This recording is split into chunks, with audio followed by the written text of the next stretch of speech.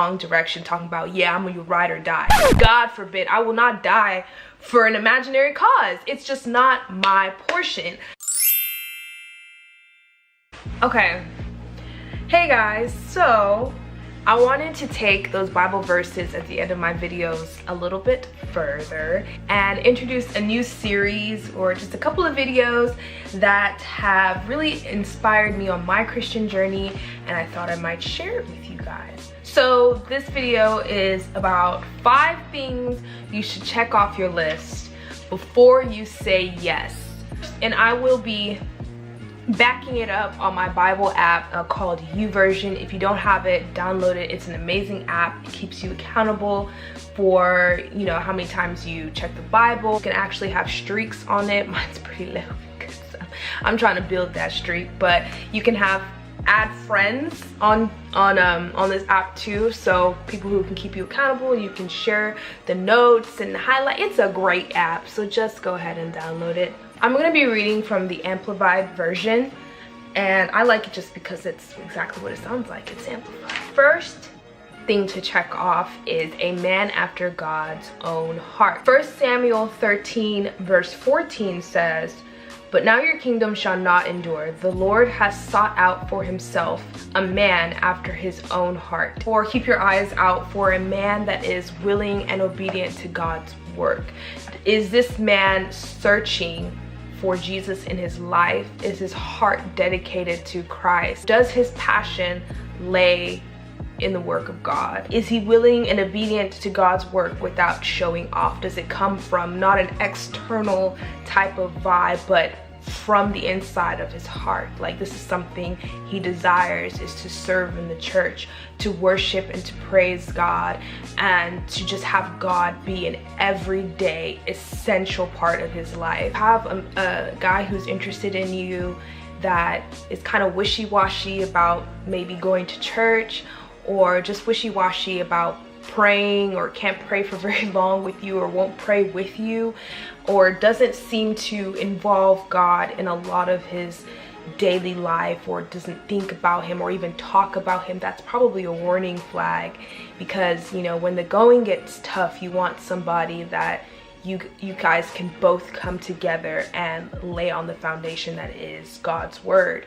And if it doesn't come from the heart, he needs some milk. Okay, so the next thing is a faithful man. Everybody wants a faithful man, but is he faithful in the right things? So I'm reading from Proverbs 20 verse 6. "Many a man proclaims his own loyalty and goodness, but who can find a faithful and trustworthy man?" I know it's not a very simple thing, but they are out there. So is this man faithful in all he does? School, work, his hobbies, his dreams, he's consistent and decisive in those things, whether it's his work obligations or his school obligations, and he doesn't just easily start something and not finish it, because he's very faithful and committed to whatever cause he's doing. It will translate to how he acts around you, how he feels about you. If he can't be faithful in the things that he found before you once you're in his life, how can you expect him to be faithful to you? You know, you want a man who, when he does start something, he sees it through, and because it is something that he has started and he has put his time and effort into, that he's gonna see that through. You know, it's not just gonna be a hot thing or a summer fling. That's not a faithful man. And it doesn't always mean that he is faithful in the fact that he doesn't cheat on you. He might just give up on you, and that's equally as bad. In spite of challenges, are they able to stay faithful to the cause? And you would be the cause in this scenario. So before you say yes, find out how he is faithfully manifesting God's work in his life. A man who is unfaithful to the Almighty cannot be faithful to you. So, you know, I said school and I said work, but going back to that first thing, if he has a passion and a heart for Christ and God's work, can he be faithful to that? Because these are things that he says that he cares about. So when he says he cares about y'all, keep your eye out. Keep your eye open. So number 3, does he have a vision. Up and coming, I'm on the, you know, check out my SoundCloud. I vibe with your vision. Do you vibe with mine? Hey shawty, check out my mixtape. It's coming out soon. Can you support me? Can you do it? Yeah. A graduate like you? A visionless man? Oh, come on, I never knew you were so empty. So Proverbs 29 verse 18 says, when there is no vision, no revelation of God and his word, the people are unrestrained. Another version says, where there is no vision, the people perish. He needs to have a plan. He needs to have a plan, a vision. I cannot stand when I see things online talking about, oh, you need to be there for the come up, you need to be there for when things were not as great. Yes, you do. I totally believe in that. But you guys need to be on the same page on what his vision is. You can't be going 100 miles in the wrong direction talking about, yeah, I'm gonna ride or die. God forbid, I will not die for an imaginary cause. So I need to understand your vision before I buckle into the front seat. I also need you to understand your vision. Do you know where you're going? You know, does he lay out a plan? If he says he wants to be a rapper, hopefully a Christian rapper, if he says he wants to be a Christian rapper, how is he going about to do those things?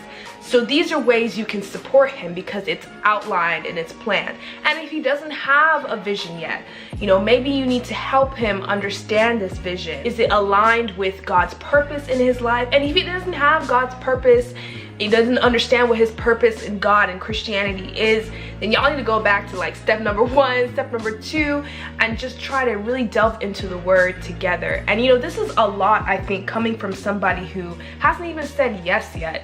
So you don't have to be a ride or die if you don't even know this person.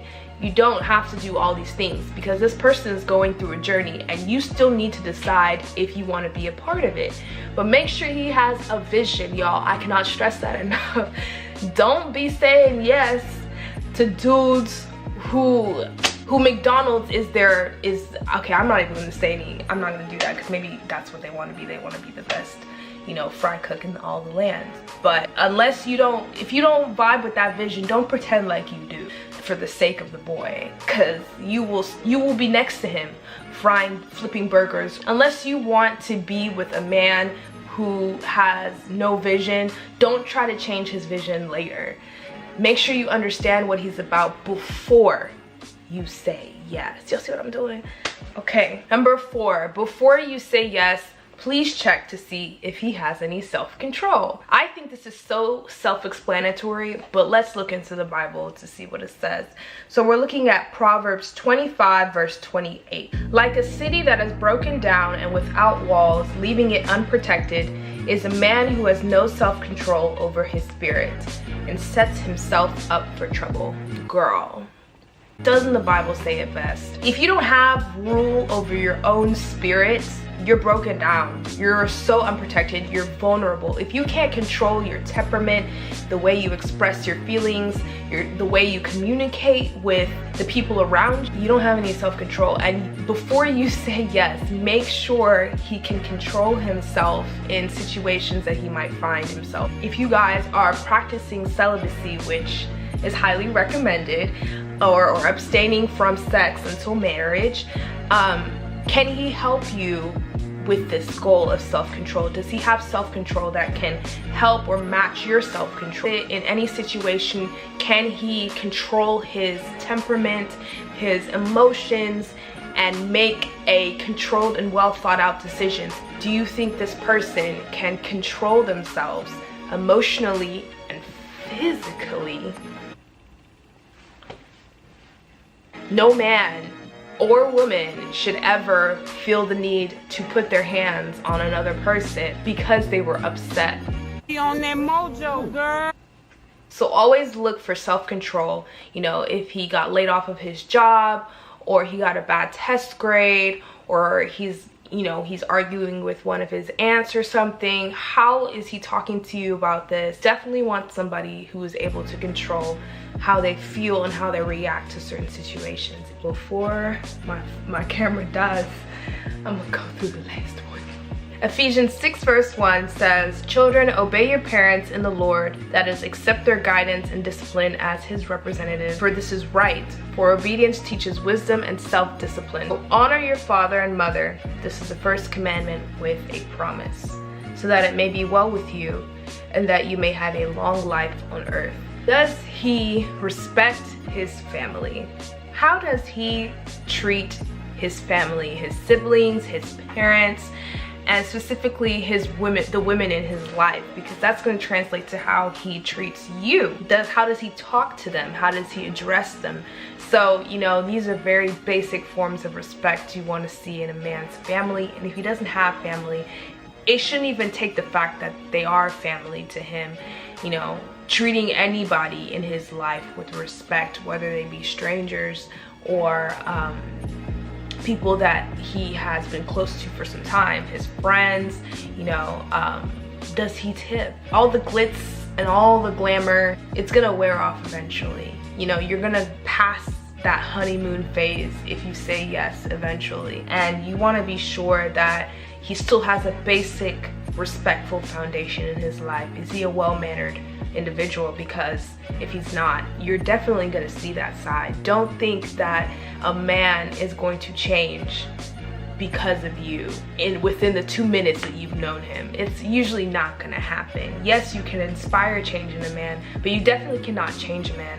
And so don't try to think that you can say yes to a man with all these character flaws, because these are very oftentimes deep-rooted flaws, and a person will not change unless he wants to. So you can admire from afar. Y'all can be friends, and I really suggest you guys be friends before you say yes, because you get to observe pieces of his character in a very objective manner. It's gonna get difficult to leave a person who is very problematic when you are already in a relationship, because you have feelings for that person. So definitely take these steps, check these off in the little box, whatever, do what you want. But these are just some things that I use sometimes. Often, okay, often. So that's it, guys. Thank you so much for watching this video. There will be more of these videos. Stay tuned, in addition to natural hair videos. Thank you so much for watching. I really appreciate it. Like, share this video with your friends, comment, and subscribe. I'll see you guys in my next video.